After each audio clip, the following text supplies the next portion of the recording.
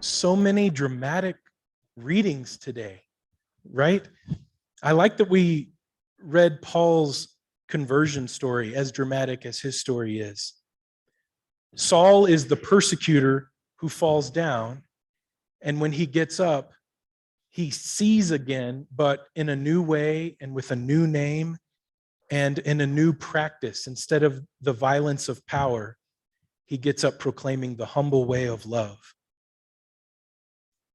As stunning as Paul's story is, we don't all get that same level of dramatic conversion stories. I think a story we more often tell each other is usually along the lines of what we sang together in Psalm 30.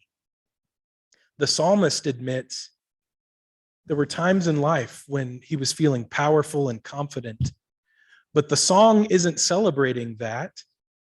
The writer says that's not the success. The meaningful story is when those times in my life faded, and in moments of weakness and despair, the psalmist found salvation arriving in time. To frustration came acceptance. To their darkness, God brought them a light.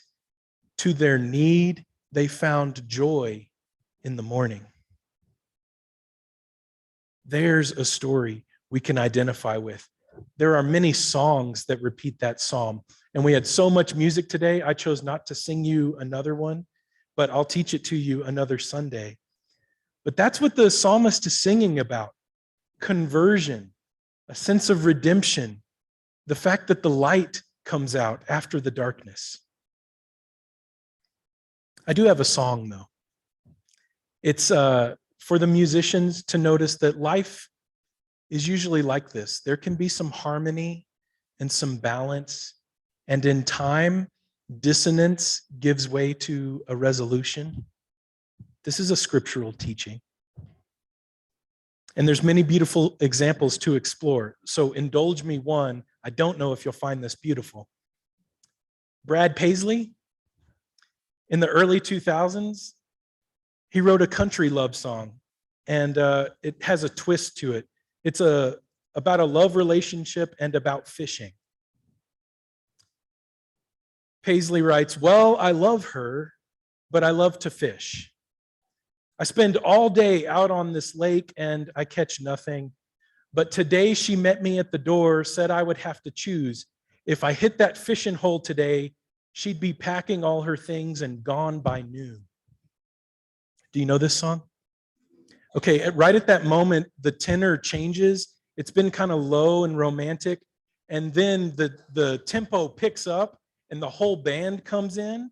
And he says, "Well, I'm going to miss her when I get home. But right now on this lake shore, I'm sitting in the sun. I'm sure it'll hit me when I walk through that door tonight. Yeah, I'm going to miss her. Oh, looky there. I got a bite." Forgive me. Okay, so why? Well, a song about balance and harmony and darkness and light, but more for the disciples.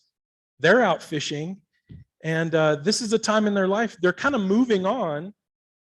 They're not singing, "I'm going to miss Jesus," because they're out all night and they catch nothing. The story's trying to say this is a low time and a lost time. They used to be fishermen, and now Jesus is ethereal in their world, not there with them in the flesh all the time, and they sort of don't know what to do. And so the story says they're back out fishing.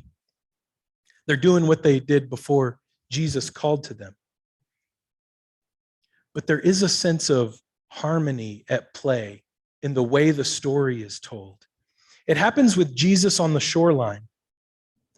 When he had called these disciples and said, "Come with me, we will fish for people.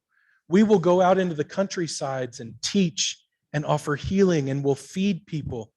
When he did that, he called to them from the shore, "Come follow me." Well, in today's story, at this time that is something like when they know they're at an end with him, there they are fishing, and he calls to them from the shore. He performs a miracle, and when they rush over, it's like they're healed in his presence. They're surrounded in his love. They don't even know what to say. They're afraid to say, "Who are you?" or "Thanks for the fish." He's cooking the fish.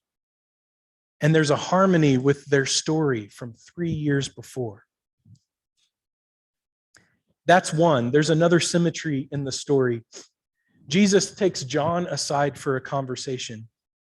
Oh, it happens in John conversation. Jesus takes Peter aside and says, "Son of John, do you love me?" And Peter says, "Yes." Jesus asks him, "Do you love me?" Peter says, "Yes." Jesus asks him,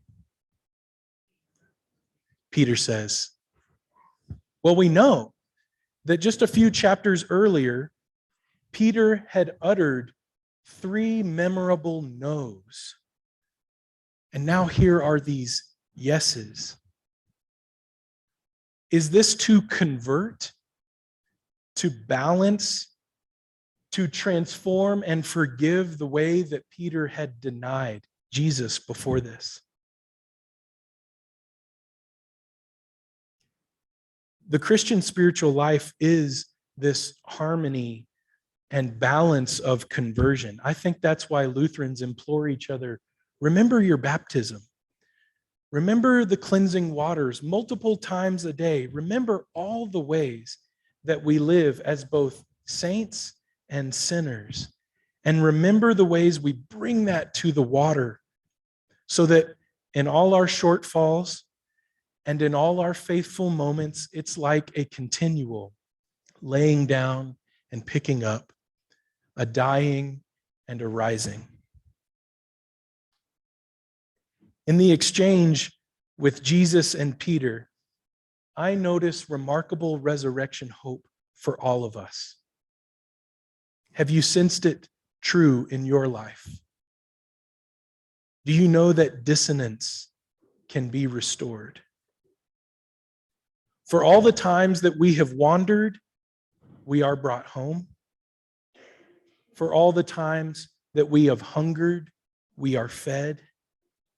For all the dark nights of doubt, we are given light-filled days of faith.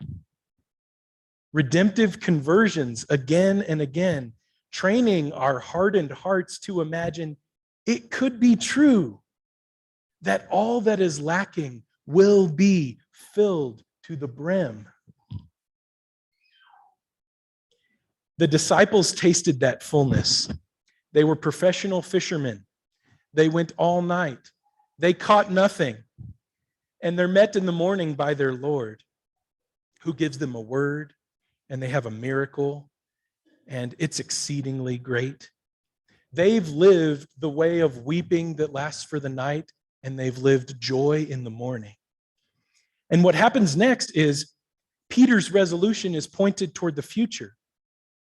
Not only called to the shore, not only the balance of night and day, not only feeding on what Jesus provides, but they're sending.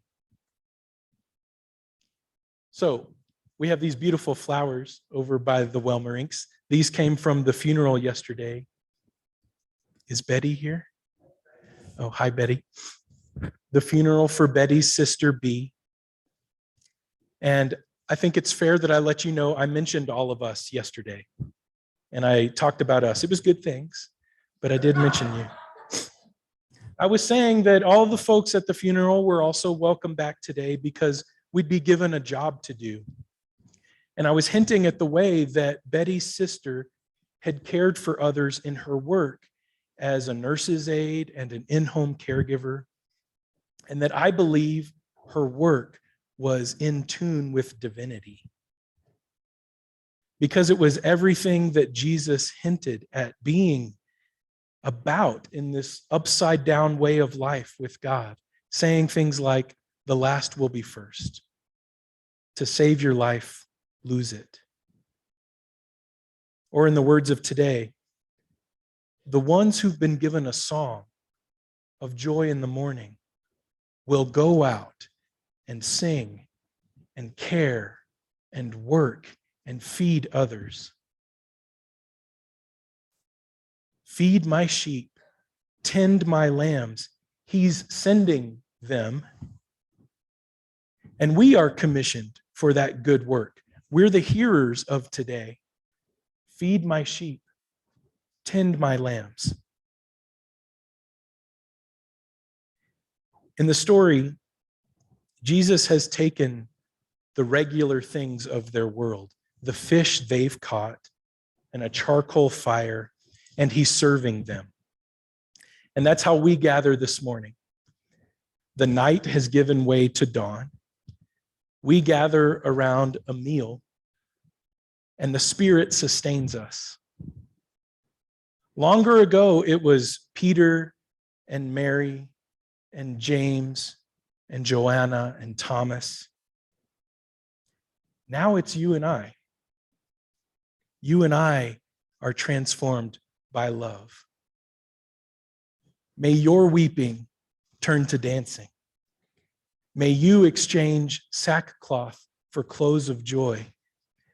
May you be given full hearts to praise this love that finds us and sends us again.